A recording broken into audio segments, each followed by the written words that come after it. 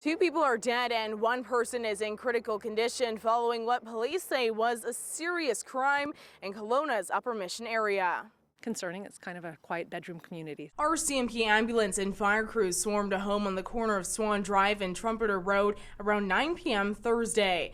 Now this area looks a lot different than it did yesterday, as the incident has since been cleared, and police say a man with a violent history was safely taken into custody several hours after the standoff began. What was supposed to be a routine fill-up for Spencer Wells and Sharon Cartwright has turned into a nightmare. It's been horrible, I tell you. It's just been... Back at the end of December, they filled up both their trucks at this Petro-Canada gas station in Rock Creek with what they thought was diesel fuel, but turned out to be gasoline. I've signed my waivers. I've freaked out a little bit. I'm about to get suited up. Standing on the lowered ramp with only air between myself and the ground, we made the 3,500-meter jump.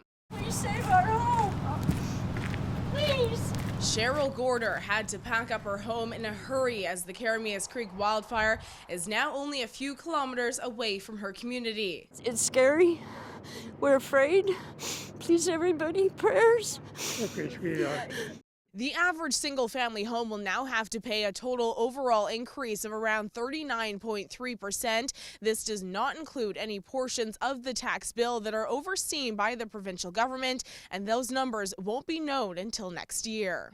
Now, there could be some relief on the way for emergency rooms dealing with a staffing shortage, as the province announced Wednesday a proposal for a bylaw change that would allow physician assistants to work in emergency rooms across the province. This is the third time in the past 9 months that Poilievre has visited the riding. He held a rally back in July in Penticton and was in Oliver in October of last year. Gordon Daw and his wife have owned the Riverside Cabins in Princeton for almost 17 years. But in November, a flood tore through their property, leaving the family with what they say is $1.7 million in damage. That unofficial campsite is just beyond the police tape behind me. And further down the driveway, police seem to have their investigation focused around a camper and a blue bus. The crosswalk was installed Wednesday adjacent from Queen's Park Elementary School, whose students brought the original idea to council almost a year ago.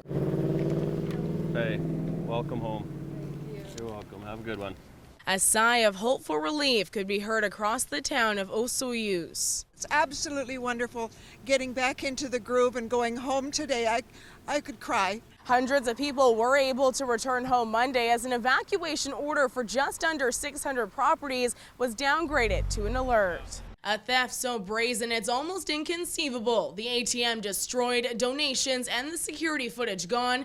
Thousands of dollars worth of damage caused inside the Summerland Legion just hours after Remembrance Day ceremonies on Friday. Prime Minister Justin Trudeau was in West Kelowna on Friday meeting with emergency officials ahead of what could be another difficult fire season. People are worried about what the summer might bring. People are worried what the future might hold for themselves. The Central Okanagan Emergency Operations Center says property owners in low-lying areas or flood-prone areas are responsible for having an emergency plan, the tools and equipment necessary to protect their property.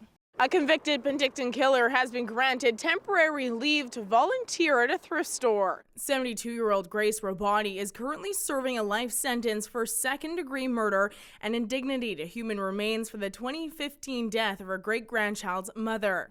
The Salvation Army Food Bank isn't the only organization that's feeling the pinch of rising food costs. Here at Penticton's Community Fridge and Pantry, food and other items have been flying off the shelves. Now, I spoke to several residents who say their main concern is this temporary road that was put in place after last November's flood. The old Tulameen River Road used to run directly behind me here before it was washed out in November. Pieces of Greenwood history now burned to the ground. A historic building, and it's always a shame to lose heritage.